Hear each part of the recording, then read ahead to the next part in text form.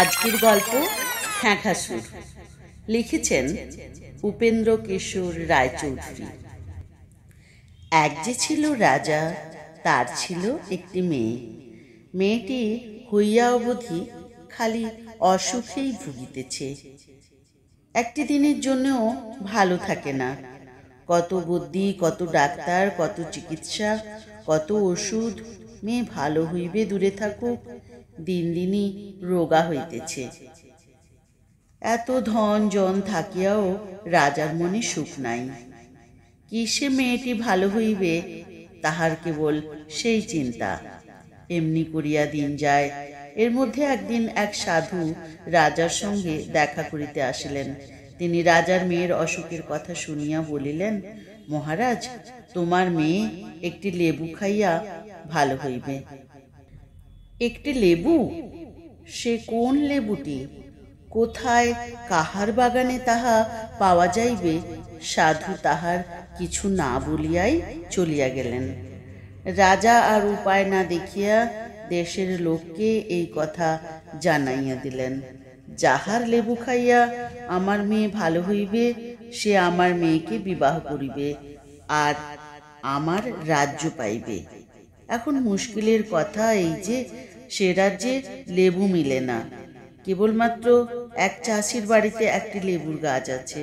চাষি অনেক কষ্ট করিয়া শ্রীহট্ট হইতে সেই গাছটি আনিয়াছিল। সবে সেই বৎসর তাহার লেবু হইয়াছে। লেবু তো নয়, যেন রসগোল্লা, এক একটা কত বড়, যেন এক একটা বেল। তেমন লেবু তোমরা দেখো নাই, খাও নাই, আমিও দেখতে পাই নাই। দেখিতে পাইলে খাইতে চেষ্টা করা যাইত। চাষির তিন ছেলে, যদু, গোষ্ঠ আর মানিক। রাজার হুকুম শুনিয়া চাষি যদুকে এক ঝুড়ি লেবু দিয়া বলিল, শিগগির এক্ষুনি রাজার বাড়ি নিয়ে যা। এর একটা যদি খেয়ে মেয়ের ব্যাম সারে, তবে রাজার মেয়েকে বিয়ে করে আনতে পারবি। যদু লেবুর ঝুড়ি মাথায় করিয়া রাজার বাড়ি চলিয়াছে। এমন সময় পথে এক হাত লম্বা একটি মানুষের সঙ্গে তাহার দেখা হইল। সেই লোকটি তাহাকে জিজ্ঞাসা করিল, তোমার ঝুড়িতে কি ও? যদু বলিল, ব্যাং। সেই লোকটি বলিল, আচ্ছা, তাই হোক। রাজার দারোয়ানেরা লেবুর কথা শুনিয়া যার পর নাই আদরের সহিত যদুকে রাজার নিকট লইয়া গেল। রাজা মহাশয় ব্যস্ত হইয়া নিজেই ঝুড়ির ঢাকা খুলিলেন, আর অমনি চারিটি ব্যাং তাহার পাগড়ির উপর লাফাইয়া উঠিল। সেই ঝুড়িতে যতগুলি লেবু ছিল, সব কয়টাই ব্যাং হইয়া গিয়াছে। সুতরাং লেবু খাওয়াইয়া রাজার মেয়েকে ভালো করা আর রাজার জামাই হওয়া যদুর ভাগ্যে ঘটিল না। এরপর চাষি আরেক ঝুড়ি লেবু দিয়া গোষ্ঠকে পাঠাইল। এবারেও সেই এক হাত লম্বা মানুষটি কোথা হইতে আসিয়া গোষ্ঠর ঝুড়িতে কি আছে জিজ্ঞাসা করিল। গোষ্ঠ বলিল, ঝিঙ্গের বিচি। এক হাত লম্বা মানুষটি বলিল, আচ্ছা, তাই হোক। রাজবাড়ির দারোয়ানেরা প্রথমে গোষ্ঠকে ঢুকিতে দেয় নাই। তাহারা বলিল, তোরই মতন একটা সেদিন এসে রাজামশাইয়ের পাগড়ি নোংরা করে দিয়ে গেছে, তুই আবার একটা কি করে বসবি কে জানে। অনেক পীড়াপিড়িতে গোষ্ঠ ঢুকিয়া রাজার মেয়েকে কিরূপ লেবু খাওয়াইল বুঝিতে পারো। সাজাটাও তার তেমনি হইল। মানিককে সকলেই একটু বোকা মনে করে, কাজেই তাহাকে আর লেবুর ঝুড়ি দিয়া রাজার বাড়ি পাঠাইতে কেহ বলিল না। কিন্তু সে যাইবার জন্য একেবারে সাজিয়া গুজিয়া প্রস্তুত হইয়া আছে। যতক্ষণ না চাষি তাহাকে যাইতে বলিল, ততক্ষণ তাহাকে কিছুতেই ছাড়িল না। শেষটা তাহাকেও এক ঝুড়ি লেবু দিয়া পাঠাইতে হইল। পথে সেই এক হাত লম্বা মানুষের সহিত মানিকেরও দেখা হইল। এক হাত লম্বা মানুষ জিজ্ঞাসা করিল, ঝুড়িতে কি ও? মানিক বলিল, লেবুতে ঝুড়ি আছে, তাই খেয়ে রাজার মেয়ের অসুখ সারবে। এক হাত লম্বা মানুষ বলিল, আচ্ছা, তাই হোক। রাজবাড়িতে ঢুকিতে মানিকের যারপর নাই মুশকিল হইয়াছিল। অনেক মিনতি আর হাত জোড়ের পর দারোয়ানেরা তাকে পথ ছাড়িয়া দিল আর বলিল, দেখিস দেখিস ব্যাং কি ঝিঙের বিচি টিচি হয় না যেন, তাহলে কিন্তু তোর প্রাণটা থাকবে না। যাহা হোক, মানিকের ঝুড়িতে লেবুই পাওয়া গেল। রাজা মহাশয় তো খুবই খুশি। তাড়াতাড়ি বাড়ির ভিতর লেবু পাঠাইয়া দিয়া বলিলেন, কেমন হয় আমাকে খবর দিস। খবরের আশায় রাজা মহাশয় বসিয়াছেন। এমন সময় মেয়ে নিজেই খবর লইয়া উপস্থিত। সেই লেবু মুখে দিতে না দিতেই তাহার অসুখ একেবারে সারিয়া গিয়াছে। ইহাতে রাজা মহাশয় যারপর নাই আনন্দিত হইলেন, কিন্তু তাহার পরেই ভাবিতে লাগিলেন, তাই তো করিয়াছি কি, এখন যে চাষির ছেলের সঙ্গে মেয়ের বিবাহ দিতে হয় তো। এই ভাবিয়া রাজা মহাশয় স্থির করিলেন যে চাষির ছেলেকে যেমন করিয়াই হোক ফাঁকি দিতে হইবে। মানিকলাল ভাবিতেছে, এরপরে বুঝি মেয়ে বিয়ে দেবে। এমন সময় রাজা মহাশয় তাহাকে বলিলেন, বাপু, তুমি একটা কাজ বেশ ভালোই করিয়াছ, কিন্তু রাজার মেয়ের বিবাহ করা সহজ কথা নয়। আগে আর একখানা কাজ করিয়া যাও, তারপর দেখা যাইবে কি হয়। জলে যেমন চলে ডাঙায়ও তেমনি চলে। এইরূপ একখানা নৌকা আমাকে গড়িয়া না দিতে পারিলে তোমার কোনো আশাই নাই। মানিক যে আজ্ঞা বলিয়া বিদায় হইল। তারপর বাড়ি আসিয়া সকল কথা বলিল। বাড়ির সকলেই মানিককে নেহাত বোকা ঠাউরাইয়া রাখিয়াছিল। সুতরাং তাহারা মনে করিল যে মানকে যখন রাজার মেয়েকে ভালো করিয়া আসিয়াছে, তখন নৌকাখানা ইচ্ছা করিলেই সে যে তৈয়ার করিতে পারে। যদু একখানা কুড়াল লইয়া তখনই নৌকা গড়িতে লাগিল। বনের ভিতর হইতে গাছ কাটিয়া সেখানেই কাজ আরম্ভ করিয়া দিল। ইচ্ছা সেই দিনই নৌকা প্রস্তুত করিয়া ফেলে, পরিশ্রমেরও কসুর নাই। এমন সময় কোথা হইতে এক হাত লম্বা মানুষ আসিয়া উপস্থিত। কি হে যদুনাথ, কি হচ্ছে? গামলা। আচ্ছা, তাই হোক তাই হোক বলিয়া এক হাত লম্বা মানুষ চলিয়া গেল। যদুও নৌকা গড়িতে লাগিল, কিন্তু সে যত পরিশ্রম করে তাহার সমস্তই বৃথা হয়। সেই সর্বনেশে কাঠ খালি গামলার মতো গোল হইয়া ওঠে, নৌকার মতন কিছুতেই হইতে চায় না। শেষটা যদুর রাগ হইয়া গেল, কিন্তু রাগের ভরে এক কাঠ ফেলিয়া দিয়া ক্রমাগত আর দুই তিনটা কাঠ লইয়াও গামলা ছাড়া আর কিছু তৈরি করতে পারল না। যাহা হোক, গামলাগুলি হইল ভারী সরেস। সুতরাং সন্ধ্যার সময় যদুনাথ গোটা ৩-৪ গামলা ঘাড়ে করিয়া বাড়ি ফিরিল। এমন ভালো গামলাগুলি বনে ফেলিয়া আসিতে কিছুতেই তাহার ইচ্ছা হইল না। তারপর গোষ্ঠ নৌকা গড়িতে চলিল। আর সেই এক হাত লম্বা মানুষের অনুগ্রহে সন্ধ্যাবেলা 5খানি অতিশয় উঁচু দরের লাঙ্গল কাঁধে ঘরে ফিরিল। অবশ্য এরপর মানিক নৌকা গড়িতে গেল, আর তাহাকেও সেই এক হাত মানুষ আসিয়া জিজ্ঞাসা করিল, কি হচ্ছে? মানিক সাদা সিধা উত্তর দিল, জলে যেমন চলে ডাঙায়ও তেমনি চলে। এমন একখানা নৌকা গড়ে দিতে পারলে রাজামশাই বলেছেন মেয়ে বিয়ে দেবেন। এই কথা শুনিয়া এক হাত লম্বা মানুষ বলিল, আচ্ছা, তাই হোক। মানে সবে নৌকার কাঠ কাটিয়া তাহাতে চড়িয়া বসিয়াছিল। এক হাত লম্বা মানুষের কথা শেষ হইতে না হইতেই সেই কাঠ ছুটিয়া চলিয়াছে। সে আর এখন কাঠ নয়, অতি চমৎকার একখানা নৌকা। তাহাতে দাড়ি নাই, মাঝি নাই, দাঁড় নাই, পাল নাই। যেখানে যাইবার দরকার সে নিজেই বুঝিয়া লয়, সেখানে সে নিজেই থামে।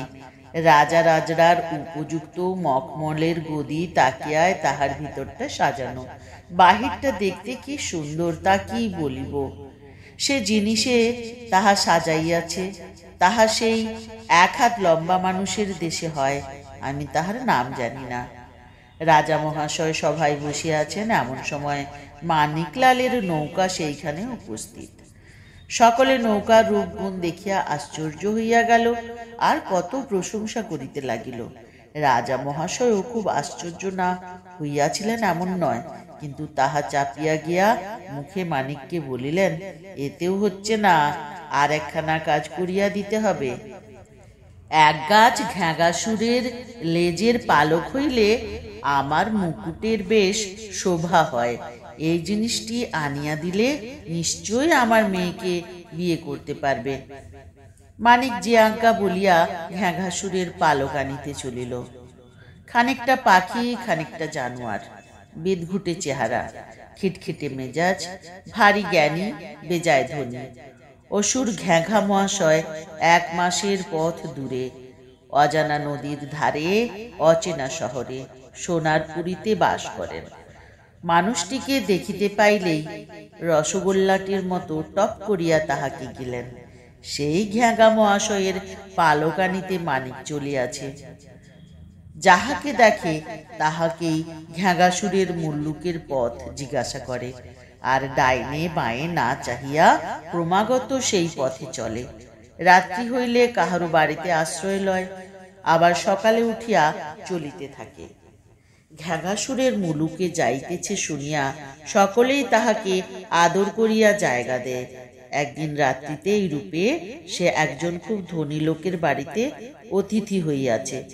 সেই ধনী অনেক কথাবার্তার পর তাহাকে বলিল, বাপু, তুমি ঘ্যাগাসুরের দেশে চলেছ শুনেছি। সে অনেক বিষয়ের খবর রাখে। আমার লোহার সিন্ধুকের চাবিটা হারিয়ে গেছে। ঘ্যাঘা তার কোনো সন্ধান বলতে পারে কিনা জিজ্ঞাসা করো তো।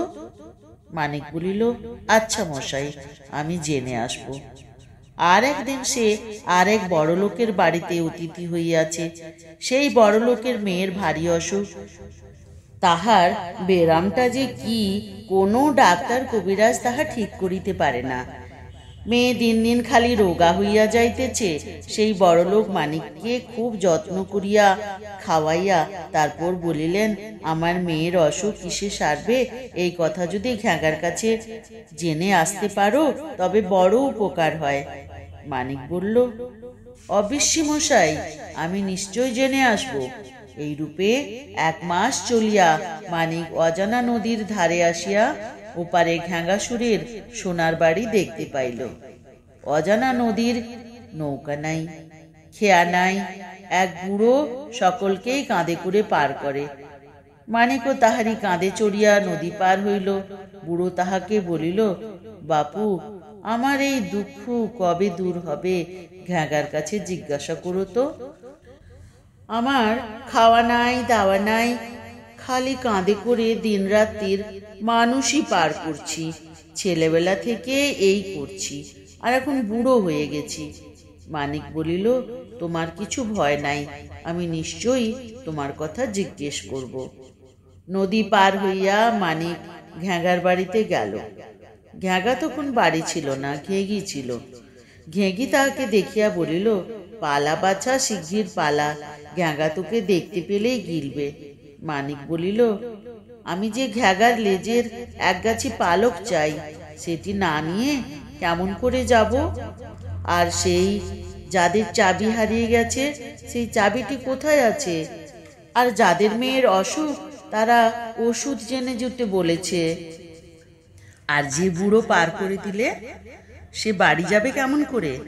ঘেঘি বলিল, প্রাণটি নিয়ে কোথায় পালাবে, না আবার তার পালক চাই, আর তাকে 100 খবর বলে দাও। তুই কে রে বাপু? মানিক বলিল, আমি মানিক। পালক না নিয়ে গেলে রাজা মেয়ে বিয়ে দেবে না। এক গাছি পালক আমার চাই। হাজার হোক স্ত্রীলোক। মানিককে দেখিয়া ঘেঘির দয়া হইল। সে বলিল, আচ্ছা বাপু, তাহলে তুই এই খাটের তলায় লুকিয়ে থাক, তোর ভাগ্যে থাকলে হবে এখন। মানিক ঘ্যাগার খাটের তলায় লুকাইয়া রহিল। সন্ধ্যের সময় ঘ্যাগাসুর বাড়ি আসিল। ঘেঘি তাড়াতাড়ি পা ধুইবার জল টল দিয়া সোনার থালায় খাবার হাজির করিল। ঘ্যাগার মেজাজটা বড়ই খিটখিটে, সবটাতেই সে দোষ ধরে। বাড়ি আসিয়াই সে জোরে জোরে নিঃশ্বাস টানিতে লাগিল। আর বলিতে লাগিল, মানুষের গন্ধ কোত্থেকে এলো? মানুষের গন্ধ, মানুষ দেখায়। ঘ্যাঘার কথা শুনিয়া খাটের তলায় মানিকলালের মুখ শুকাইয়া গেল। ঘেঘিরও বুক ধড়াস ধড়াস করিতে লাগিল। সে অনেক কৌশল করিয়া ঘ্যাঘাকে বুঝাইয়া বলিল, একটা মানুষ আসিয়াছিল, কিন্তু সে ঘ্যাঘার নাম শুনাইয়া পলাইয়াছে। ইহাতে ঘ্যাঘা কিছু শান্ত হইয়া খাবার খাইতে বসিল। খাওয়া শেষ হইলে ঘ্যাঘা খাটে শুইয়া নিদ্রা গেল। ঘুমের ভিতর তাহার লম্বা লেজটি লেপের বাহিরে আসিয়া খাটের পাশে ঝুলিয়া পড়িয়াছে। সেই লেজের আগায় অতি চমৎকার পালকের গোছা। মানিক খাটের তলায় অপেক্ষা করিয়া আছে। লেজ দেখিয়া এসে হ্যাঁচ করিয়া একটা পালক ছিঁড়িয়া লইল। অমনি ঘ্যাঘা ব্যস্ত সমস্ত হইয়া উঠিয়া বলিল, ঘেঘি, আমার লেজ ধরে যেন কে টানলে। মানুষের গন্ধ। ঘেঘি বলিল, তোমার ভুল হয়েছে। অত বড় পালকের গোছা কোথায় আটকে লেজে টান পড়েছে। আর মানুষ তো একটা এসেছিল বলেছি, এ তারই গন্ধ। সেই মানুষটা কত কথা বললে, সে কাদের বাড়ির লোহার সিন্ধুকের চাবি হারিয়ে গেছে। ঘেঘির কথা শেষ না হইতে না হইতে ঘ্যাঘা বলিল, হ্যাঁ হ্যাঁ, সেই লোহার সিন্ধুকের চাবি আমি জানি। সেটাকে তাদের খোকা গদির ফুটোর ভেতরে ঢুকিয়ে দিয়েছে। ঘেঘি বলিল, আবার কাদের মেয়ের কি অসুখ? অমনি ঘ্যাঘা বলিল, কোনা ব্যাঙে ওর চুল নিয়ে গেছে। ঘরের কোণে তার গর্ত, ওইখান থেকে খুঁড়ে সেই চুল আনলেই মেয়ের ব্যামো সারবে। আবার ঘেঘি বলিল, যে লোকটা মানুষ ঘাড়ে করে নদী পার করে। ঘ্যাঘা বলিল, সেটা একটা মস্ত গাধা। একজনকে কেন নদীর মাঝখানে থামিয়ে দেয় না? তাহলেই তো সে বাড়ি ফিরে যেতে পারে। যাকে নামিয়ে দেবে সেই মানুষ পার করতে থাকবে। মানিকের সকল কাজই আদায় হলো। এখন রাত পোহালেই ঘ্যাঘা বাহিরে চলে যায়, আর সেও বাহিরে আসিতে পারে। রাত ভোর হইলে ঘ্যাঘা জলখাবার খাইয়া বেড়াইতে বাহির হইল। ঘেঘিও মানিককে পেট ভরিয়া খাওয়াইয়া বিদায় করিল। এরপরই প্রথমেই সেই বুড়োর সঙ্গে দেখা। বুড়ো জিজ্ঞাসা করিল, আমার কথা কিছু হলো? মানিক বলিল, সে হবে এখন, আগে পার করো, আমার বড্ড তাড়াতাড়ি। বুড়ো মানিককে কাঁধে কুড়িয়া পারে লইয়া গেলে তারপর ডাঙায় উঠিয়া মানিক বলিল, এরপর একজনকে মাঝখানে নামিয়ে দিও, তাহলেই তোমার ছুটি। এই কথা শুনিয়া বুড়ো মানিককে অনেক ধন্যবাদ দিয়া বলিল, ভাই, তুমি আমার এমন উপকারটা করলে, আমার ইচ্ছা হচ্ছে তোমাকে আর দুবার কাঁধে করে পার করি। মানিক বললে, তুমি দয়া করে যা করেছ তাই ঢের। আর আমার বুড়ো মানুষের কাঁধে চড়ে কাজ নেই, আমি এখন দেশে চললাম। 4 দিন চলিয়া মানিক যাহাদের মেয়ের অসুখ ছিল তাহাদের বাড়িতে আবার অতিথি হইল। বাড়ির কর্তা অত্যন্ত আগ্রহের সহিত জিজ্ঞাসা করিলেন, ঘ্যাঘা কিছু বলেছে? মানিক বলিল, হ্যাঁ, এই বলিয়া সে ঘরের কোণ হইতে কোনা ব্যাঙের গর্ত খুঁড়িয়া যেই চুল বাহির করিল, আর অমনি যে মেয়ে 2 বৎসর যাবৎ মরার মতন পড়িয়াছিল সে উঠিয়া হাসিয়া বেড়াইতে লাগিল। ইহাতে বাড়ির সকলে যে কত খুশি হইল তাহা কি বলিব। মানিককে তাহারা এত টাকা দিল যে 10টা উটে তাহা বহিতে পারে না। যাহাদের চাবি হারাইয়া গিয়াছিল তাহারাও চাবি পাইয়া মানিককে ঢের টাকা করি দিল। এই সমস্ত টাকা করি লইয়া সে দেশে ফিরিয়া রাজা মহাশয়কে ঘ্যাগাসুরের পালক বুঝাইয়া দিল। দেশের সকল লোক ইহাতে মানিকের যার পর নাই প্রশংসা করিল। তাহারা সকলেই বলিল যে মানিককে এত ক্লেশ দেওয়া রাজার ভারী অন্যায় হইয়াছে, তাহার সঙ্গে মেয়ের বিবাহ দিতে আর দেরি করা উচিত নয়। রাজা মহাশয় আর কি করেন, শেষটা অনেক কষ্টে রাজি হইলেন। তারপর খুব জাঁকজমকের সহিত রাজকন্যা ও মানিকে বিবাহ হইল। মানিক এত টাকা কড়ি লইয়া আসিয়াছে যে তাহাতেই তাহার পরম সুখে দিন কাটিতে লাগিল। কিন্তু রাজা মহাশয়ের ইহাতে ভারী হিংসা হইল। তিনি মনে করিলেন, ঘ্যাঘাসুরের দেশে গেলে যদি এত টাকা নিয়ে আসা যায় তবে আমিও সেইখানে যাব। এই ভাবিয়া রাজা মহাশয় ঘ্যাঘার মুল্লুকে যাত্রা করিলেন, কিন্তু সেখানে পৌঁছাইতেই পারেন নাই। কারণ অজানা নদী পার হইবার সময় সেই বুড়ো তাহাকে মাঝখানে নামাইয়া দিল। রাজা মহাশয় প্রথমে আশ্চর্য হইলেন, তারপর চটিয়া লাল হইলেন, তারপর বুড়োকে গালি দিতে লাগিলেন, তারপর হাত জোড় করিয়া মিনতি করিতে লাগিলেন। কিন্তু বুড়ো তাহার কথায় কান দিবার অবসরই পায় নাই। ততক্ষণ সে ডাঙায় উঠিয়া ঊর্ধ্বশ্বাসে বাড়ি পানে ছুটিয়াছে। তাড়াতাড়িতে রাজা মহাশয়কে ছুটি পাইবার কৌশলটি বলিয়া দিবার কথা তাহার মনে হয় নাই। সুতরাং রাজা মহাশয় আজ সেই স্থানেই মানুষ পার করিতেছেন। পাঠক পাঠিকাদের মধ্যে কেহ যদি কখনো ঘ্যাঘাসুরের মুল্লুকে যান, তাহা হইলে দয়া করিয়া বেচারাকে সেই কথাটা বলিয়া দিবেন। কিন্তু পুনরায় নদীর এপারে ফিরিয়া না আসিয়া এ কথা বলিবেন না, কারণ তাহা হইলে কিঞ্চিত অসুবিধা হতে পারে। নমস্কার। ঘ্যাঘাসুর গল্পটি কেমন লাগলো অবশ্যই জানাতে ভুলবেন না কমেন্টের মাধ্যমে। যারা আমার চ্যানেলটি সাবস্ক্রাইব করে পাশে আছেন, অনেক অনেক ভালোবাসা। আর যারা নতুন আমার চ্যানেলে, প্লিজ সাবস্ক্রাইব করে আমার চ্যানেলটি গ্রো করতে সাহায্য করবেন। দেখা হচ্ছে পরের ভিডিওতে।